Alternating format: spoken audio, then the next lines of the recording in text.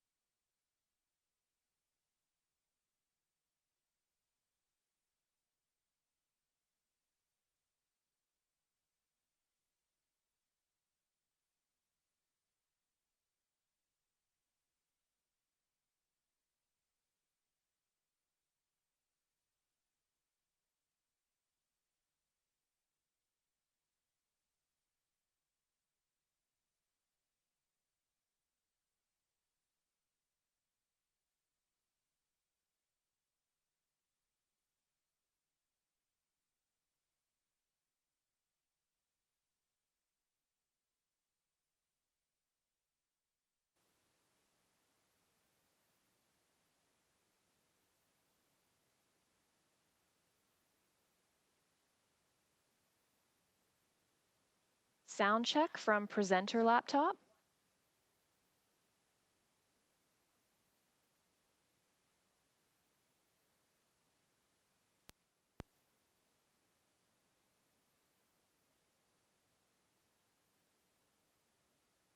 Sound check number 2 from presenter laptop.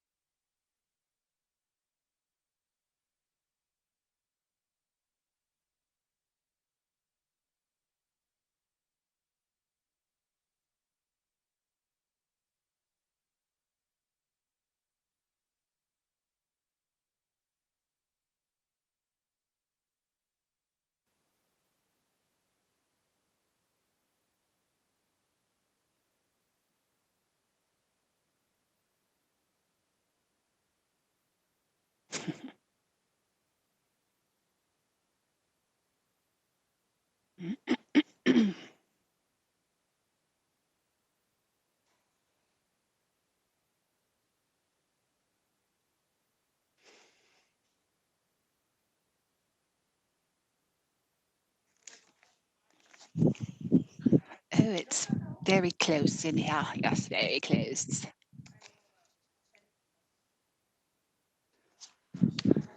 Wow, such power I have.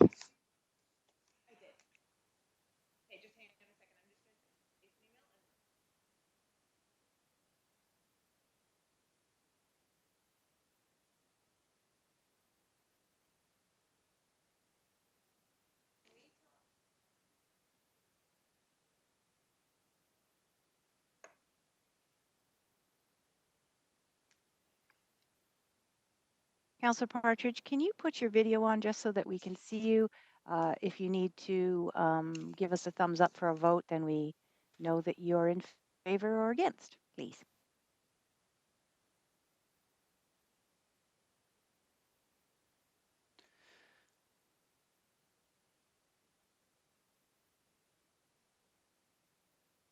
My glasses are fogging up.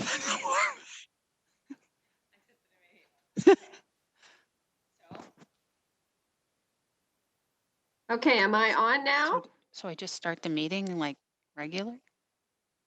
All right. Am I? There I am. Okay. Yeah, we had you there, Counselor. Perfect. Okay. Can you hear me? Yeah, we can hear you great. You're the Thank awesomest you. of the awesomest.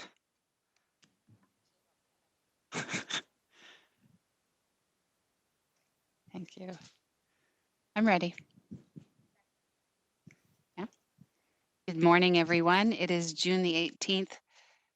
We are here at the Audit, Finance, and Administration Committee meeting. I'd like to call the meeting to order. Everyone is live. Members of the public are advised that our meetings are webcast live by the City of Hamilton and temporarily archived on the city's website. As well, a reminder that all electronic devices are to be switched to a non-audible function during committee meetings.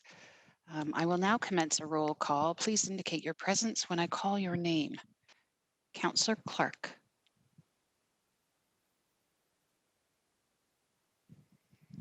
Councillor Collins. Here. Councillor Ferguson. Councillor Ferguson, are you present? Yeah, I'm present. Thank you. Councillor Johnson. Councillor Partridge.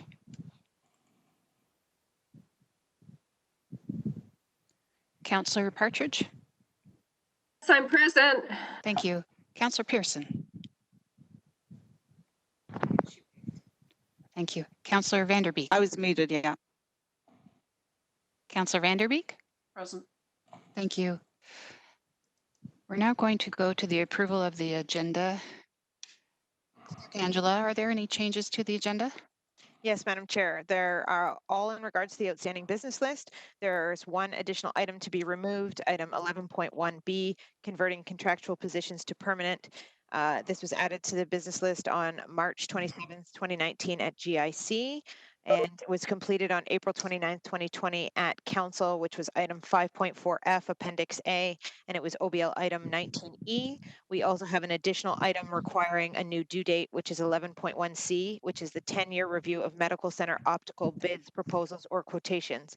It was added February 17th in 2011 at AFNA. The original due date was early 2020. Its proposed new due date is fall 2020, and it's OBL item A.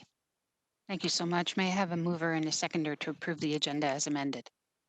Moved by Councillor Clark, Councillor Collins, and seconded by Councillor Ferguson.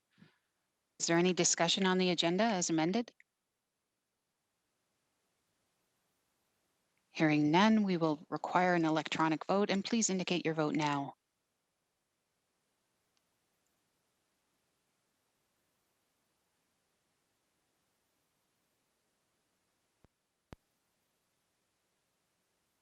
That vote was carried. Thank you. Declarations of interest. Are there any declarations? Oh, my apologies.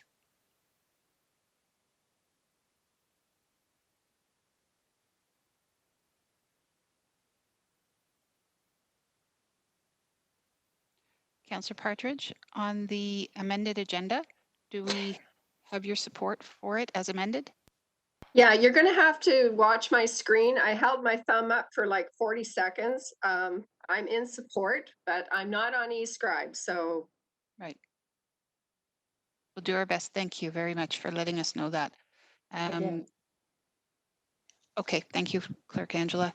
Declarations of interest. Are there any declarations of interest? Hearing none.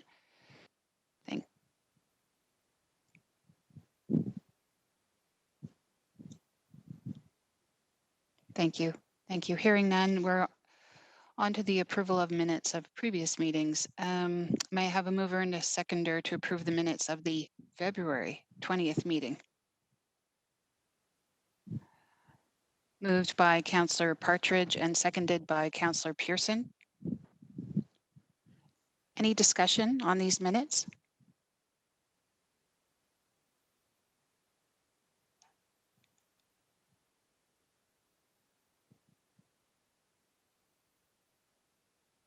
Great. We require an electronic vote.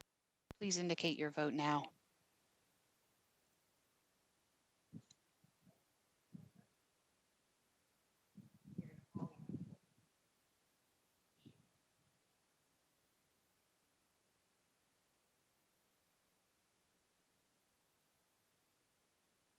Just having a little bit of a technical glitch here with some of our technology on how to input the record of the meeting.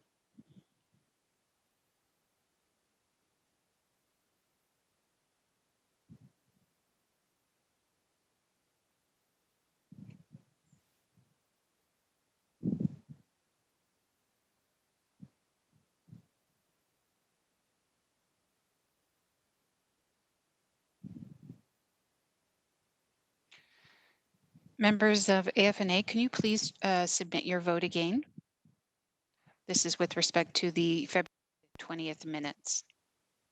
Thank you very much for your cooperation.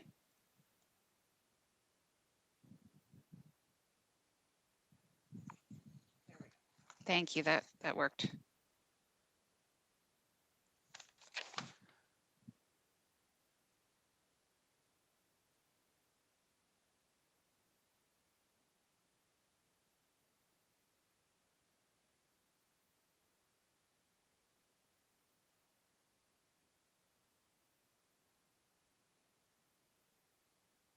Thank you, that carried. Communications, we have none. We are now on to item 5, consent items. Consent items 5.1A through to K are the various advisory committee committee minutes to be received. May I have a mover and a seconder to receive these items? Moved by Councillor Pearson and seconded by Councillor Van Der Beek.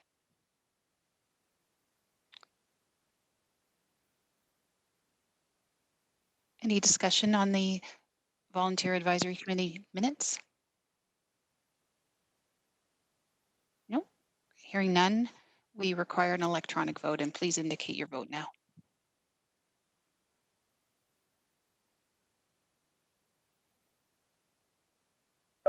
It's coming.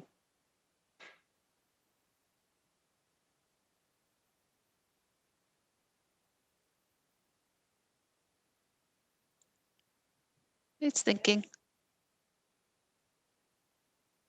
There it is. Please indicate your vote, yea or nay.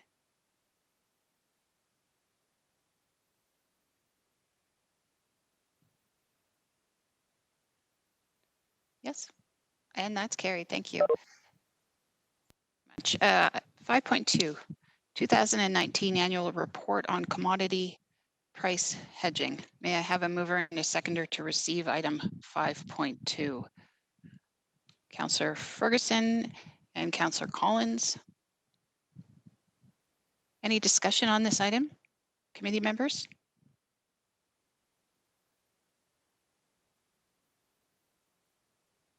Nope. Thank you. We require an electronic vote. Please indicate your vote when it appears on your screen, which is now.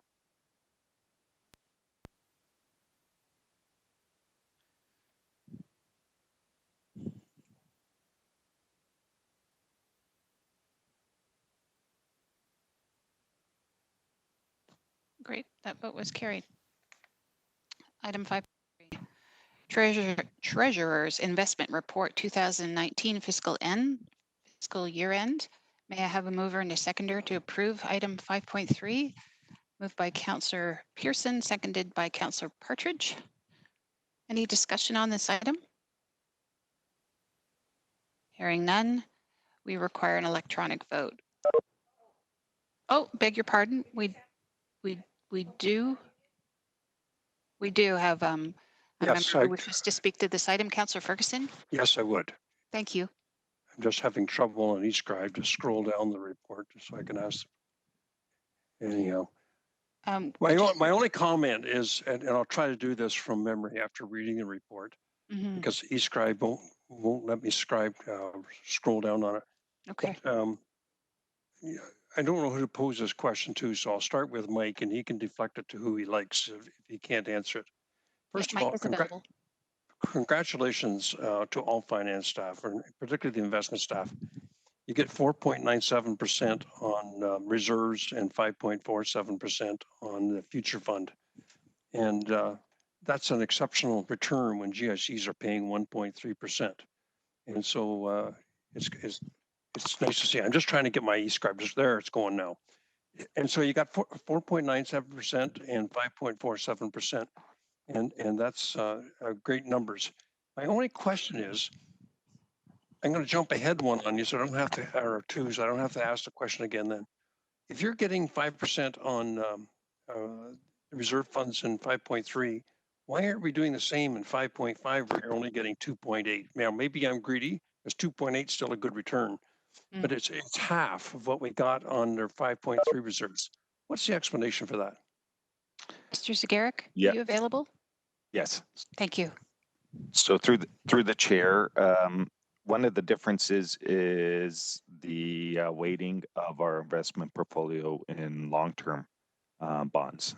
So as it relates to the agenda item before you, the outperforming relative to the benchmark reflects again an overweighting in long-term bonds, which outperformed short-term bonds. I think what you're going to see in the agenda item coming forward, and you're going to hear as it relates to 2020 performance committee members, is that rates of return are such that the city's in a better position, financial position, to hold investment income in the bank, meaning that bank rates may be more favorable than the short-term and long-term bond yields. And we're seeing this affecting all sectors. Just recently, Manulife came out with a statement as it relates to their performance, and they noted as well that the yield curve for investments are such that insurance companies are being challenged as well because their investment portfolios are not expected to perform in 2020 as they did in 2019. Beyond that, Councillor Brian McMullen may be able to identify what the differences are as it relates to the two reports, other than the overweighting in long term versus short term, but there may be a difference in time periods as well. Okay. Councillor, would you like that information from Brian? I would, but so just so I understand this better, Mike, then I would like to hear Brian's explanation. Sure. So the 5.3 is the long term and 5.5 is the short term. Is that what you're saying? No. So through the chair, they're blended. So our investment portfolio includes holding long-term bonds as well as short-term bonds. But the city's performance outperformed the benchmark because we were overweighted in long-term bonds, and because long-term bonds provided a higher rate of return. That's the reason we outperformed the benchmark. And that'll probably change in the future then, will it? Because it's already changing. Yeah. Because with long-term bonds are going to drop down significantly. It's just like GICs have. Yeah. Yeah. And through the chair, the councillor is correct. That was the reference I was making in terms of as we look at other expertise, in part, we look at other sectors.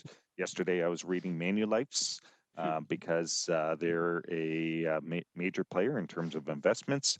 And so they've as well noted, the reference was headwinds in terms of their investment performance because the yield curve has changed such that the long-term bond rates are not expected to perform or generate the same yields as they did in 2019. I might just Looking forward include, in 2020. because of our investment policy, we don't invest in stocks, do we? We just do the bonds.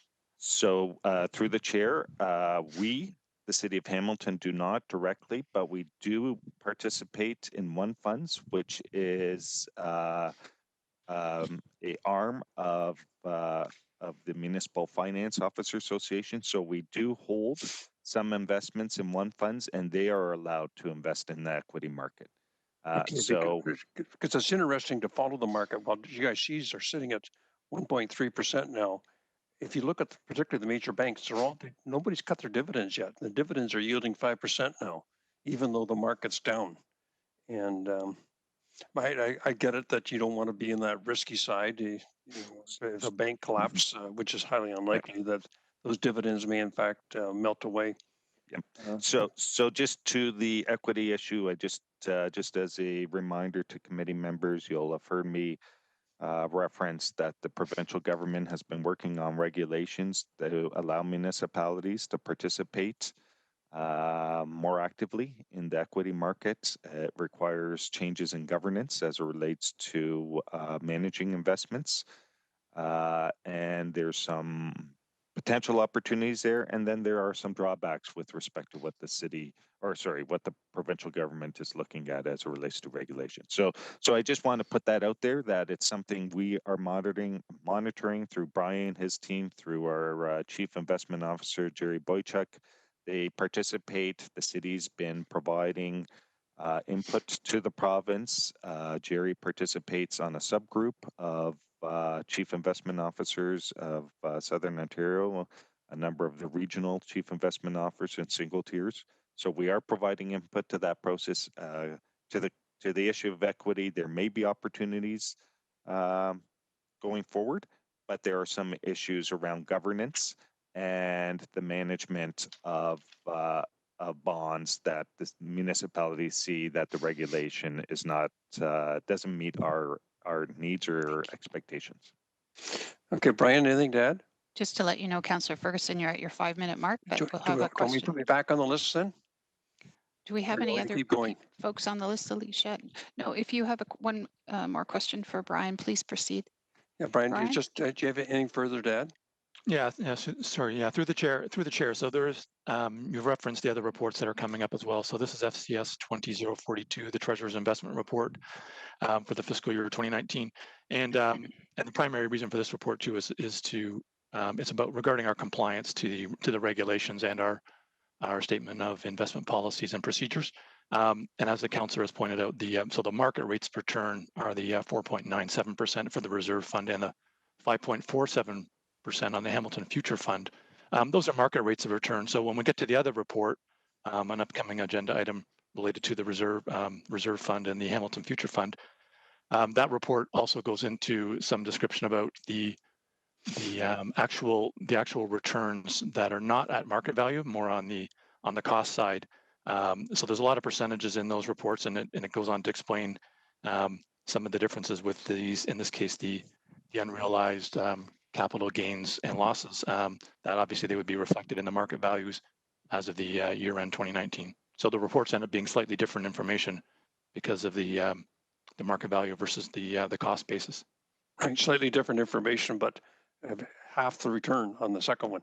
But congratulations, 5% is amazing, Brian, and to you and all your investment team and Mike. I was very pleased to read that this morning. So that's all I got, Madam Chair. Thank you, sir. We had a mover and a seconder. Is Councillor Partridge back? Okay, good.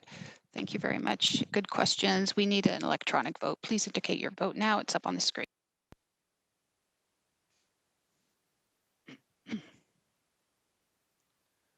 Great, that vote was carried. Oh, sorry, we just wait. There we go. Councillor Vanderbeek. Yep. Thank you. Thank you, clerk.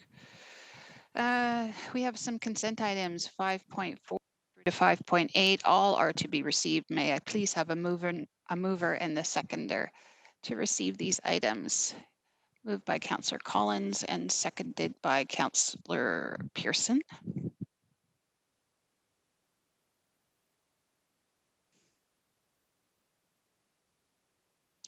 No, any points? No, no one to speak to any of these issues. We require an electronic vote then. It will be up on your screen momentarily. It is up there now. Please, accordingly, yay or nay. Cancel. Well, we just have to cancel that for a moment, folks. Try again, please. Thank you.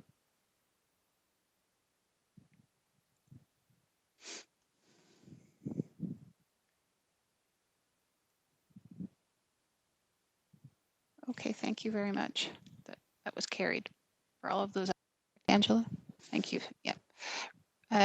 We have a single written delegation before committee this morning from Mr. John Sterling respecting a park dedication fee for a unit on James Street South.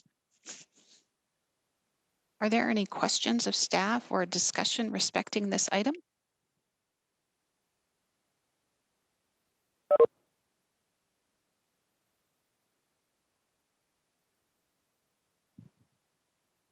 Just waiting for some activation here.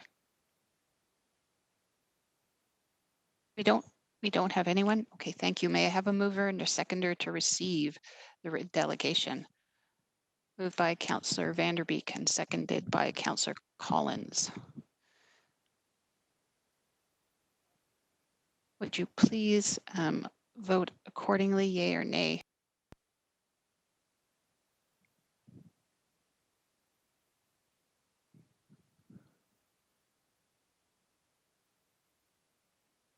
That is carried. Thank you, Clerk Angela. Thank you, member. We don't have any staff presentations today. We have a few discussion items. We have item 8.1, 2019 City of Hamilton Financial Report and audited financial statements. May I have a mover and a seconder to approve item 8.1? Moved by Councillor Ferguson and seconded by Councillor Vanderbeek.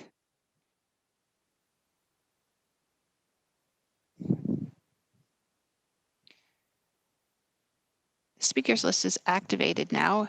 Would anyone like to discuss item 8.1? Councillor Ferguson, please. Yeah, thank you, Madam Chairman. And as I read through the statements, both at 8.1 and even 8.4, but it's particularly 8.1, which is the audited financial statements, I have a confession to make. I tend to get lazy now when I see these. I'm sorry? Do tell. Do tell. Your confession. Oh, that I tend to get lazy looking at these statements now because I have so much trust in our finance staff. But I did glance through all the notes, and there's no notes that jump off the page at me. And so once again, to Mike, Brian, and the whole finance team, it seems perfect. The auditor hasn't tossed anything out to us that we need to take a look at. So congratulations again. That's all I got. Well, those are very welcome words and much deserving of our finance staff. Thank you, Councillor Ferguson. We require no other speakers. I'm seeing none. An electronic vote, please. Which will be up on your screen momentarily. It is. Please vote accordingly, yay or nay.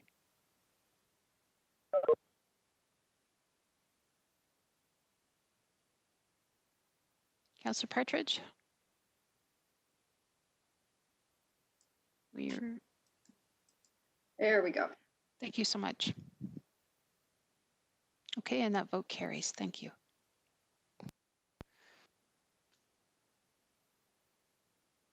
Thank you. We're on to item 8.2, computer and technology acceptable use policy. May I please have a mover and a seconder to approve item 8.2? On the item? Okay. Mr. Zagaric, did you wish to speak to the committee about something? Yeah, sorry, through the chair. I was hoping just to get the chair's attention just on the audited financial statements. I just wanted to thank staff, Shelley Hesmer, our manager of accounting services, our financial services staff, our F&A staff, and finally our external auditors, KPMG. Lois Olette joined us today in case there were any questions of our external auditors, as the financial statements are audited financial statements by KPMG. I just wanted to thank them in the midst of this pandemic and this crisis.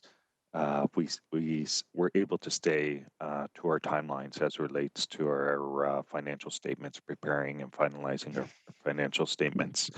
And so I just wanted to thank staff for all of their work over the last few months.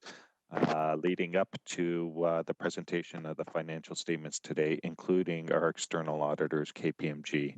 I just wanted to thank them as well and working with us towards meeting these timelines.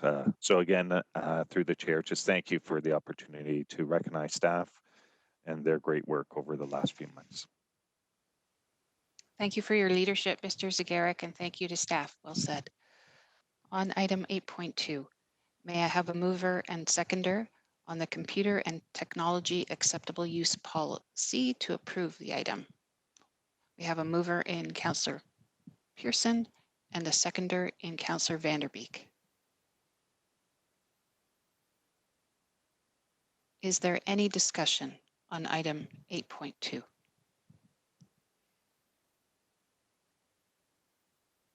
Hearing none. Oh, yes, we do. Councillor Ferguson, thank you. Yeah, Madam Chairman, I'm just looking through the list of changes that are done and in the material changes, and it looks like stuff that's fairly benign should have been there before. My question to you is, are we making our IT devices too restrictive? And I'll give you an example. During this pandemic, we're not spending a lot of time in the office, we're spending a time at home.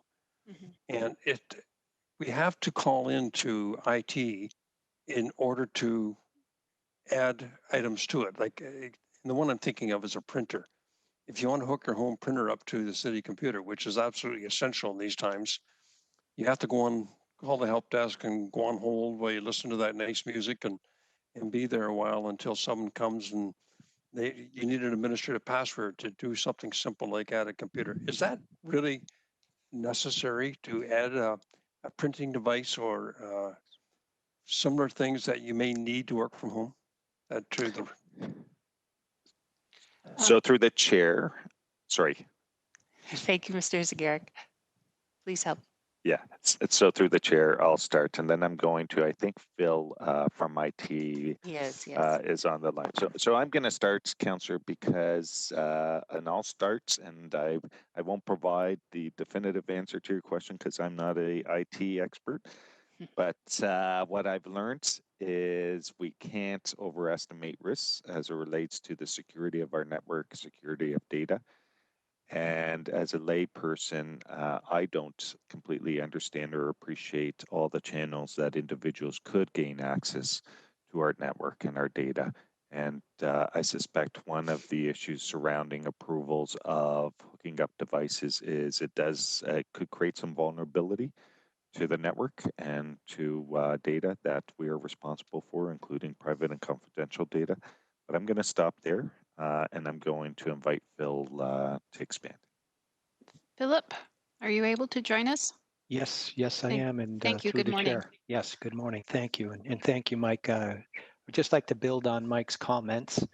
That being said, it's all about the risk management and computer resources, risk management across the network, because these implications, the Internet of Things, there is some risks. Now, that being said, we are looking at in the coming months, bring your own device and those capabilities, as well as looking at the impacts of accessories, Councillor, like localized printers and the risks associated with those. So it's on our plans to look at that in more depth in terms of a more holistic, bring your own device capability. Now, with that, if you'd like to pursue that further, we have Amelia Yasnik on the online as well. She is our IT security manager and can comment further as well if you wish.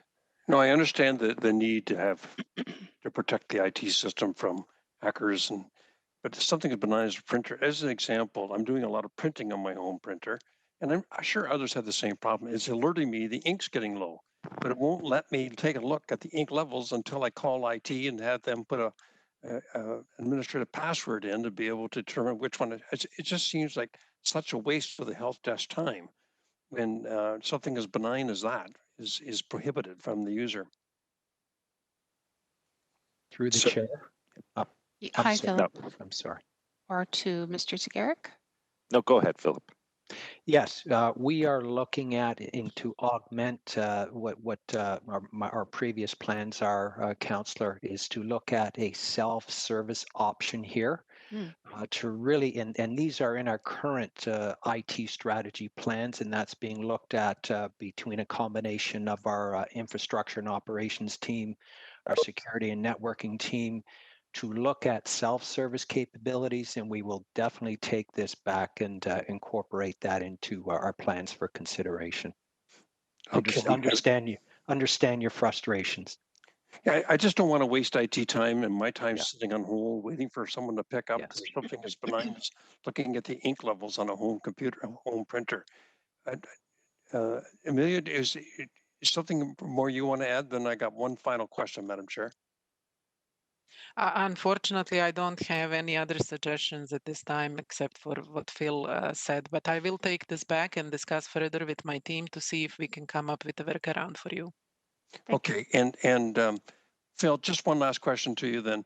You talked about, you used an IT term there, self-devices, or can you just remind me what that expression was that you're working on? Have we lost Phil? There you are. I think you're not mute. You're muted. Apologize. There you go. Should be good now. Yep. Through the chair, yes, Councillor, we are looking at it. The BYOD is bring your own device. That, for example, looks at utilizing a personal cell phone, for example, on the network or plugging in other accessories onto the network, our computer citywide network. But of course, looking at the risks associated with those. We have had conversations in partnership with Cyrus Tarani, our Chief Digital Officer, and he, of course, is getting input from stakeholders across the city. So this will likely be a joint collaboration to ensure we put out, and I know I'm repeating myself, a more holistic plan around that. Okay, well, thanks for your time. Thanks for taking another look at this because it just seemed a little bit over the top, but I'm a layman. Thanks very much. That's all I got, Madam Chair. Thank you, Councillor Ferguson. We don't have any other speakers, so I'm going to ask for an electronic vote on this item 8.2. It'll be up on your screen in a moment. There it is.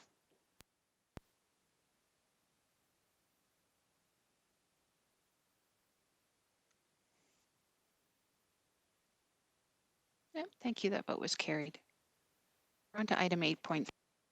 Extension of contract C12-06-18 professional and consultant services roster for the year 2019 to 20. May I have a mover and a seconder to approve item 8.3, moved by Councillor Pearson and seconded by Councillor Vanderbeek.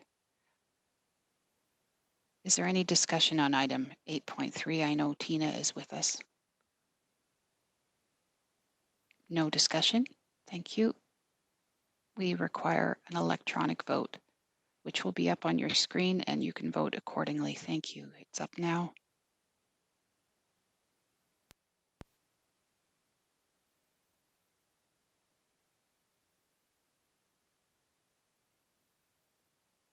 Thank you. That vote was carried. We're on to item 8.4. The City Auditor reporting of serious matters to Council policy. May I have a mover and a seconder to approve item 8.4? Moved by Councillor Partridge, seconded by Councillor Pearson. Is there any discussion on 8.4? I know Mr. Brown is here with us as well. No members of council up for discussion. Thank you. We require an electronic vote It'll be up on your screen momentarily. Please vote accordingly, yay or nay.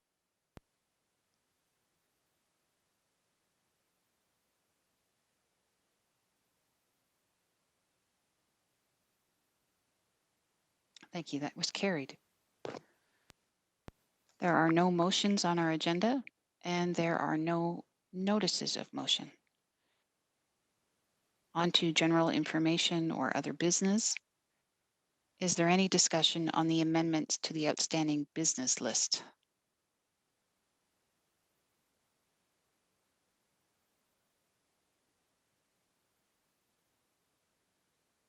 I'll move them.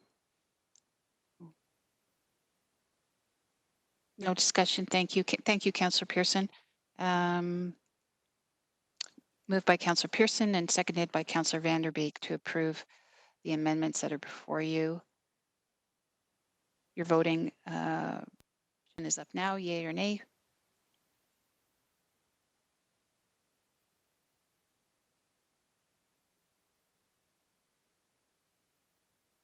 Thank you, that vote carries. Item 12, private and confidential. May I have a mover and a seconder to approve the closed session minutes of the February the 20th meeting? I'll move it. Okay, thank you. Moved by Councillor Partridge, seconded by Councillor Vanderbeek.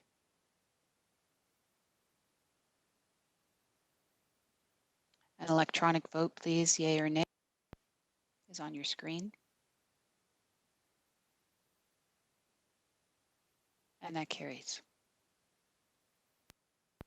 Oh, we have an adjournment. I have a motion to adjourn. We require an electronic vote moved by Councillor Pearson and seconded by Councillor Vanderbeek. A motion to adjourn. Please indicate your vote. Up on your screen, yea or nay to adjourn.